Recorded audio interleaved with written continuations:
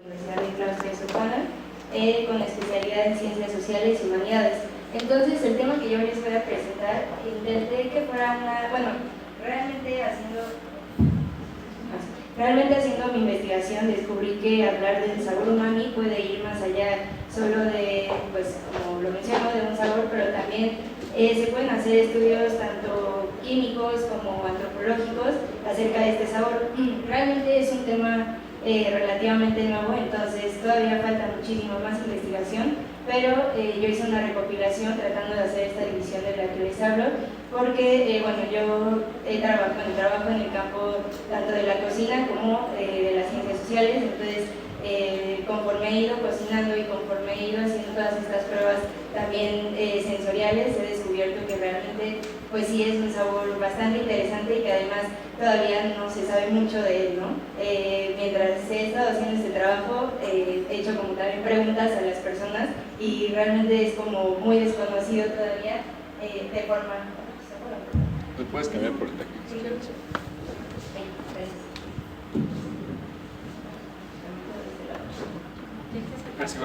Sí, gracias. Bueno, les decía, es todavía un tema muy nuevo y desconocido, aunque realmente para el cuerpo ha sido algo que ha estado presente durante toda la historia del cuerpo humano. Entonces, bueno, el nombre de mi ponencia es el umami, el sabor predilecto de los seres humanos. Predilecto, ahorita van a ir viendo por qué. Bueno, el umami ha sido clasificado, como les decía, como un sabor, entonces se le ha llamado el quinto sabor, junto con el ácido, el salado, el amargo y el dulce. Entonces, también, como les decía, es poco conocido por el ser humano. Aquí menciono que de forma consciente, porque está comprobado que es el segundo sabor, junto con el dulce, que los humanos buscamos más, pero al mismo tiempo no lo hacemos de manera consciente, como diríamos, quiero un chocolate porque se me antoja algo dulce, sino es como, por ejemplo, un elemento muy común que buscamos son las frituras, ¿no? Unas papas sabritas, ahí está súper presente el sabor umami. Esto es porque se ha comprobado que los dos elementos, que están más presentes en la leche materna son el sabor umami y el sabor dulce. Entonces se remonta pues, el primer alimento que cualquier ser humano consume, y también se ha ido comprobando que en los mamíferos en general. Después, entonces, como les decía, si nosotros tratamos de describir el sabor umami es muy difícil. Por ejemplo, si tratamos de describir el salado, decimos como me provoca tal, sé que esto es salado, pero no agarramos un jitomate que tiene presente el sabor umami y decimos, es umami, no. Entonces es como, pues es increíble esta parte de no poderlo describir, pero saber que nos encanta, o bueno, ya que lo vas estudiando, ¿no? Es muy atractivo para el paladar por esto que les mencionaba de la leche materna, pero también es atractivo para el cuerpo humano en general porque el cerebro lo pide y también el estómago. El sabor umami, por ejemplo, también está presente en la carne, ¿no? O en los champiñones, y también se ha comprobado que es el único sabor de los 5 que, además de ser atractivo para el paladar, es atractivo por el cerebro porque lo exige, y el estómago porque ayuda a la digestión también. El siguiente. Bueno, la historia de este sabor, o de su descubrimiento más bien, porque como les mencionaba ya existe desde siempre, es que fue descubierto por un químico japonés que se llamaba Kikunai Ikeda en 1908. Él se preguntaba por qué había un caldo que es típico de la cocina japonesa, que era como muy atractivo, que empezabas a comer y no podías dejar de comerlo, literal como las papas sabritas. Entonces su esposa todo el tiempo lo preparaba y decía, pero ¿por qué tiene esta atracción que no puedo como hacer que se vuelva irresistible, ¿no? Y entonces él descubrió que el elemento principal de este caldo, que se sigue utilizando en la cocina japonesa, era una alga marina que se llama kombu. Y a partir de esto, de este descubrimiento, que era el ingrediente principal, empezó a analizarlo, empezó a hacer estudios químicos de esta alga y descubrió los elementos principales, que más adelante les voy a decir cuáles son, dentro de esta alga, y fue desarrollando los sabores y desarrollando esta relación de los químicos con este sabor atractivo que producía el alga. La palabra umami en japonés significa exquisitez, entonces por eso él decidió llamarle así.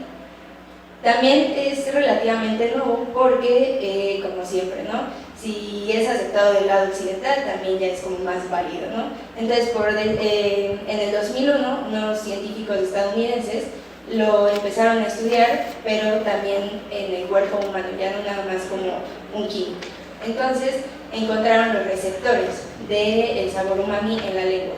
Y a diferencia de los otros sabores que, como nos enseñan en la primaria, están unos en la parte posterior, en la superior, todas estas laterales de la lengua, el umami realmente abarca toda la lengua. Entonces, esa es otra de las razones por la que es tan atractivo para nosotros. Y bueno, también como les comentaba, además de encontrar que los receptores se encuentran en la lengua, también se encuentran en el cerebro y en el estómago. Bueno, en la función en el cuerpo humano, que también es muy interesante esta parte. Como les decía, también es identificado de forma innata, o sea, no se tienen que aprender, es solo lo comen, que ayudan al estómago para digerirlo, para digerir este sabor, por ejemplo, en la carne, como ya les comentaba, y además produce enzimas, hormonas y ácidos gástricos. Y bueno, los compuestos químicos del umami, que son los encargados de estimular al estómago, son el aminoácido glutamato y los nucleótidos inosina y la guanosina. Gracias. Y bueno, la proteína principal es el glutamato, que más adelante también les voy a explicar cómo es que ahora se presenta en la industria de alimentos. Y las otras dos moléculas que lo conforman son nucleócido de inosina y la guanosina, como les comentaba, y en dos alimentos que se ven muy presentes, estas dos, son la inosina en el pescado y la guanosina en los champiñones o en los hongos en general. Y entonces es muy importante, bueno, para alguien que se dedica a la cocina es muy importante lograr esta mezcla de productos, porque también al combinarse crean una reacción química que hace totalmente atractivo el sabor para la lengua y también, pues, como ya les comentaba, para el cerebro y el estómago.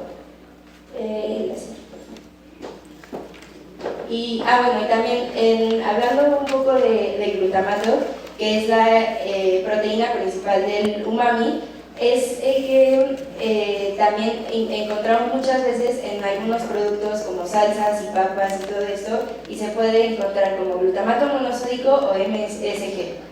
Y bueno, también en los ingredientes que están muy presentes el sabor umami, y que de hecho si ustedes se ponen a pensar, ok, no lo describiría ni como salado, ni como ácido, ni amargo, ni dulce, están estos que son los principales, que como les mencionaba, la leche materna, la carne, los hongos. También por esto muchas veces en la sustitución de platillos con carne se utilizan los champiñones o los hongos en general, porque sí cumplen con este sabor atractivo que buscamos al consumir la carne.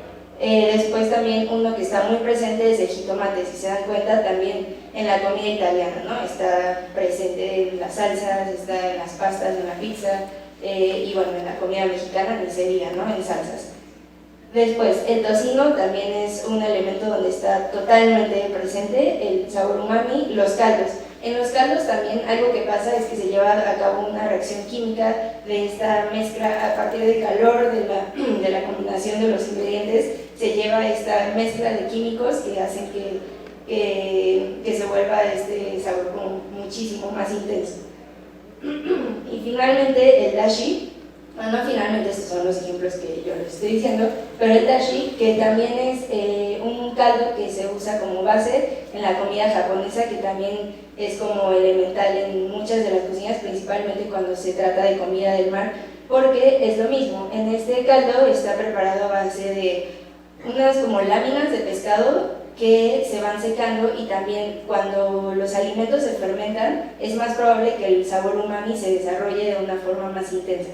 Entonces aquí es lo que pasa, tienen el pescado fermentado y al poner este pescado en el agua a hervir, todas estas moléculas de glutamato se extienden en todo el agua y hace que estos sabores sean atractivos para seguir las demás preparaciones. y es lo mismo que pasa, por ejemplo, con el caldo de pollo, con el caldo de res. Si se dan cuenta, muchas veces así se empiezan muchos platillos, ¿no? O sea, todas las sopas también se vuelven atractivas porque se preparan con estos caldos, y también pues ahora se han buscado mucho, por ejemplo, en el Nor Suiza, ¿no? Que ahí es de lo que agregan, glutamato monosódico. Sí, gracias. Y bueno, aquí otra vez, en la industria de alimentos es donde más se ha utilizado este tema, donde más se ha aprovechado de cierta forma, por decirlo así, y porque pues para ellos es muy importante también causar esta cierta adicción por sus productos, ¿no? Entonces, todos ellos, y gracias a que se ha descubierto esta proteína, el glutamato, han sabido cómo adicionarlo ya de manera química, ya no lo extraen de elementos naturales, y agregarlo a sus productos. Si se dan cuenta, también muchas veces agregamos, no sé, a la ensalada le agregamos la vinagreta, ¿no? Porque pues si no, no tiene como ese saborcito que nos atrae, o la catsup a las papas, o ¿qué más? A las hamburguesas, todo esto, ¿no? Las papas, como ya les decía, también causan cierta adicción, el pescado también lo tiene muy presente, y bueno, también les mencionaba que si lo quieren ver en las etiquetas está presentado como glutamato monosódico o GMS. Y también si se ve en las etiquetas un poco más a detalle, se encuentra de otras maneras o con otros nombres como proteína vegetal hidrolizada, proteína aislada, extracto de levadura y levadura autorizada.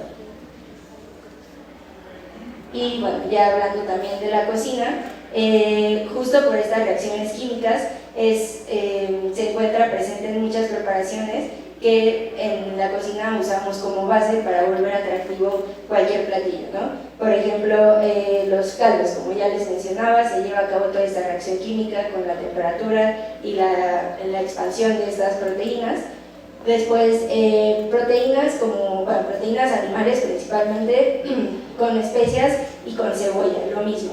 Se hace todo este choque de químicos que crean esta reacción y este sabor atractivo. Quesos maduros. También, si se dan cuenta, un queso maduro, por ejemplo un parmesano, no se puede describir tampoco ni como ácido, ni salado, ni dulce, ni amargo, y pasa por este proceso de maduración y de fermentación de que les hablaba. El tocino, ya lo había mencionado, los jitomates. También el jitomate también depende mucho de las etapas, pero en la mayor parte de las preparaciones es por eso que se usa ya cocido o al horno, todo esto, ¿no? Que adquiera este sabor, que también aquí tiene mucho que ver la caramelización de los alimentos. Después champiñones secos, berenjena cocida. Aquí pues estoy hablando más como de preparaciones, ¿no? Sí se puede encontrar en varios de estos alimentos sin procesar, pero también ya con este proceso en la cocina. Papas cocinadas, si se dan cuenta, lo mismo, ¿no? Papas fritas son como una debilidad que creo que casi todo el mundo tiene. El apio, que es uno de los ingredientes base para los caldos. El ajo también, que nos encanta, bueno, en mi caso también me encanta agregarlo a las preparaciones. Mariscos, atún y anchoas. Los pescados y mariscos en general tienen presente este sabor umami. Y bueno, ostras y anchoas. Y bueno, otra parte muy interesante del sabor umami en la cocina es que también ayuda a crear sabores más atractivos y texturas que hacen todavía más atractivo al platillo. Por ejemplo, en el caso de algunos caldos también les da alguna textura que no nada más es como si estuvieras tomando un agua o algo así, ¿no? Y bueno, como les mencionaba, yo creo que es un tema que se puede, realmente es nuevo, pero que creo que sirve mucho en la industria de alimentos, hablando tanto desde la parte de las ciencias sociales como de la industria de alimentos, y también pues dentro de la cocina. Entonces, creo que los que más provecho han sacado de esto han sido las industrias grandes de alimentos. Por ejemplo, en esta imagen les muestro el Ajinomoto, que es un aditivo que se creó a partir de la proteína de glutamato monosódico, pero que ya no es natural. O sea, por ejemplo, en la cocina se busca este sabor del umami, pero a partir de los ingredientes que ya les mencionaba. En cambio, las empresas ahora utilizan pues como aditivo, que realmente tampoco es saludable, porque como todo tiene todo el proceso químico y se vuelve pues malo, por ejemplo en las papas, que literalmente hacen que te vuelvas adicto a comer y comer y comer más, pero realmente no están aportando ningún nutriente, como sería en el caso del sabor umami en los elementos naturales. Bueno, les mencionaba, sí ha beneficiado bastante a la industria de alimentos, que es quien más ha sabido sacarle provecho. Después, también creo que como, bueno, en mi caso como cocinero, sirve muchísimo para saber qué fibras tocar de los humanos a través de los platillos, ¿no? Porque es este recuerdo de la leche materna, es este recuerdo o esta atracción por este sabor tan presente en muchos elementos y que muchas veces ni siquiera podemos describir. Y bueno, una vez más, el sabor que más buscamos, por lo tanto creo que también es muy interesante poderlo estudiar más y más para poder saber las combinaciones perfectas de alimentos y también cómo presentarlo y cómo aprovecharlo. Y finalmente, pues esto, ¿no? Crear los mejores sabores y también estudiar cómo es que para el cuerpo humano es tan importante desde todas sus perspectivas, desde, bueno, empezando por el sabor, empezando por los recuerdos, el proceso químico del cuerpo humano, del estómago, del cerebro. Entonces, pues aún es un tema que falta mucho, pero sí creo que se puede estudiar desde muchas perspectivas de la gastronomía y pues bueno, eso sería todo. Muchas gracias.